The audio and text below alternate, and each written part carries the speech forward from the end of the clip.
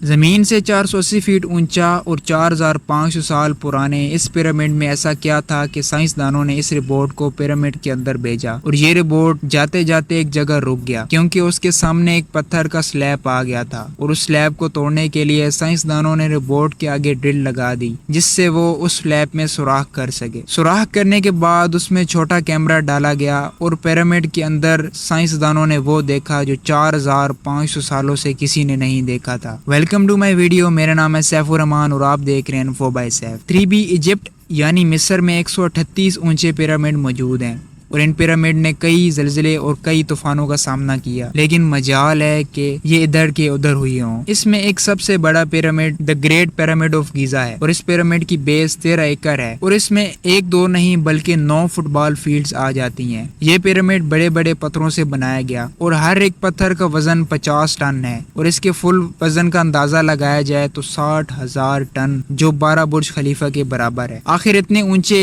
اور اتنے عالی شان پیرامڈ بنانے کا مقصد کیا تھا؟ ہزاروں سال پہلے انسان کے پاس نہ کوئی مشین نہ کوئی انسٹرومنٹ تھا تو یہ پیرامڈ کیسے بنائے گئے اور کیسے 50 ٹن وزنی پتھر بوٹم سے ٹاپ تک پہنچائے گئے اور وہ کون سے انجینئر تھے جنہوں نے پیرامڈ بنانے اور پیرامڈ کی ہر ایک سائڈ 51.5 ڈگری کے اینگل پر بنائی؟ یہ سب میں آپ کو اس ویڈیو میں بتاؤں گا۔ چیلنج نمبر 1، کئی صدیوں سے کنسٹرکشن ایکسپرٹس کی ٹیم اس پیرامڈ کی کنسٹرکشن ٹیکنیک کو جاننے کے لیے سر جوڑ کر بیٹھی رہی کہ آخر اس پیرامڈ کی side north, south, east, west کی طرف بغیر کسی کمپس کے کیسے سیٹ کی گئی ہوگی، اور ایکسپرٹس کا ماننا ہے کہ اس وقت کے آرکیٹیکٹ نے ایسی زمین تلاش کی ہوگی جو لاکھوں ٹن کا وزن سہ سکے۔ بات رہی پیرامڈ کے پولز کی تو پولر سٹارز یعنی جن کی مدد سے ارتھ کے پولز کا پتہ لگتا ہے، ان کی مدد سے پیرامڈس کے پول سیٹ کیے گئے، وہ بھی 0 ایرر کے ساتھ۔ چیلنج نمبر 2، زمین کا ایک لیول میں ہونا یعنی زمین اگر اوپر نیچے ہوتی تو 23 لاکھ پتھروں کا کھڑا ہونا لگ بھگ ناممکن ہوتا۔ اس وقت نہ ہی لیزر لیولر تھا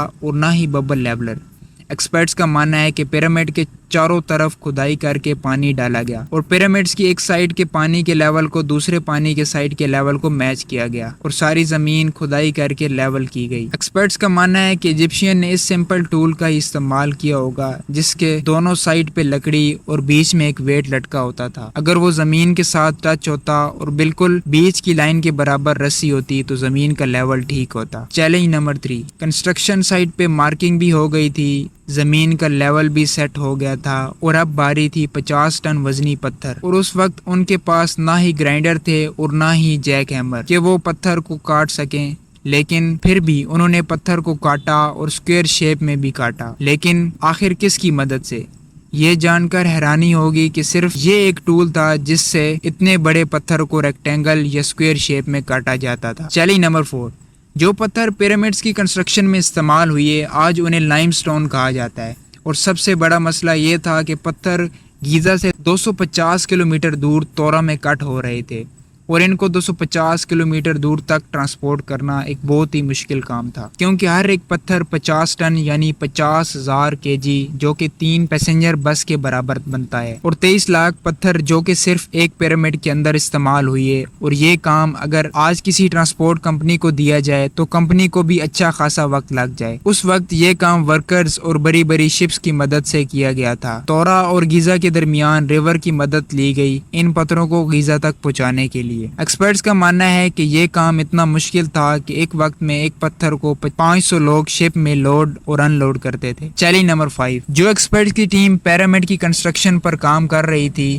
ان کو کئی سوالوں کے جواب مل گئے تھے، لیکن ان کو ایک بات ابھی بھی نہیں سمجھ آئی کہ آخر اتنے بڑے پتھر اتنے اوپر کیسے لے جائے گئے۔ یا تو یہ اسپائرل ٹریک کی مدد سے اوپر گئے ہوں گے یا زگ زیگ کی مدد سے، اور یہ بات تو طے ہے کہ پتھر مزدوروں کی آرمی کی مدد سے اوپر پہنچے ہوں گے۔ چیلنج نمبر 6، بات صرف لاکھوں مزدوروں چینی ہتھوڑے سے پتھروں کو کاٹنے اور ان کو ٹرانسپورٹ کرنے کی نہیں تھی، بلکہ اس پیرامڈ کے اندر اپارٹمنٹ اور کئی چھوٹی چھوٹی سرنگیں بھی بنائی گئی تھی۔ باقی باتیں تو پروو ہو گئی تھی، لیکن ایک چیز ایکسپرٹ کو حیران کر گئی، وہ یہ تھی کہ اندر کے اپارٹمنٹ میں جو پتھر استعمال ہوئے تھے وہ لائم سٹون نہیں بلکہ گرینائٹ تھا، جو ڈائمنڈ کے بعد دنیا کا دوسرا سب سے مضبوط پتھر مانا جاتا ہے، اور آج کل کے دور میں بھی مضبوط گرائنڈر سے ہی گرینائٹ کو کاٹا جاتا ہے۔ دنیا بھر سے آرکیولوجیکل ایکسپرٹس کو وزٹ کروایا گیا کہ 4500 سال پہلے گرینائٹ کو اس صفائی سے کیسے کاٹا گیا۔ آخر کئی سالوں کی محنت کے بعد ایکسپرٹ نے اس مسٹری کو بھی سولو کر دیا۔ ایجپشین نے گرینائٹ کو بنا دانتوں والی بلیڈ جس کے دونوں اینڈ پہ پتھر باندھے ہوتے تھے اس کو گرینائٹ پر چلایا جاتا اور بیچ میں سینڈ ڈالی جاتی تھی اور ایک پتھر کو کاٹنے کے لیے کئی ہفتے لگ جاتے تھے۔ آخر ان پیرامڈ کو بنانے کا مقصد کیا تھا